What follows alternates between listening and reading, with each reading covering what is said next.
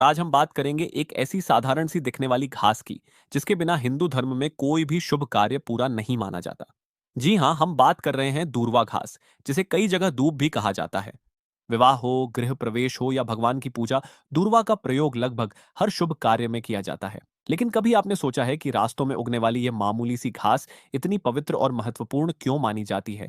धार्मिक मान्यताओं के अनुसार दूर्वा घास की उत्पत्ति बहुत प्राचीन समय से मानी जाती है। एक कथा के अनुसार जब देवताओं और असुरों ने मिलकर समुद्र मंथन किया था, तब अमृत निकलने के दौरान कुछ बूंदें पृथ्वी पर गिरीं और वहीं से दूर्वा घास का प्रकट होना माना जाता है। इसी कारण इसे अमृता, पवित्रता और शुभता का प्रतीक माना जाता है। यही वजह है कि पूजा पाठ और मांगलिक कार्यों में इसका विशेष महत्व बताया गया है।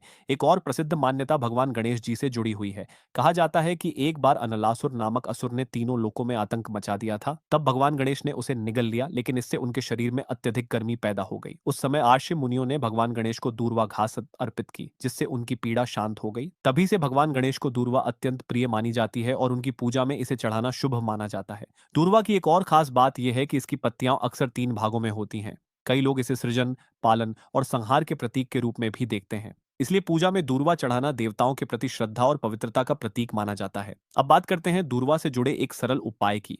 मान्यता है कि यदि जीवन में बार बार रुकावटें आ रही हों, काम बनते बनते रुक जाते हों या घर में तनाव बना रहता हो, तो हर बुधवार भगवान गणेश को 21 दूर्वा अर्पित करके ओम गम गणपतये नमः मंत्र का जप करना शुभ माना जाता है। ऐसा करने से बाधाएं दूर होने और सकारात्मक ऊर्जा बढ़ने की मान्यता है। तो दोस्तों, अब जब भी आप पूजा में दूर्वा चढ़ाएं, तो याद रखिए कि यह सिर्फ एक साधारण घास नहीं, बल्कि श्रद्धा, पवित्रता और शुभता का प्रतीक है।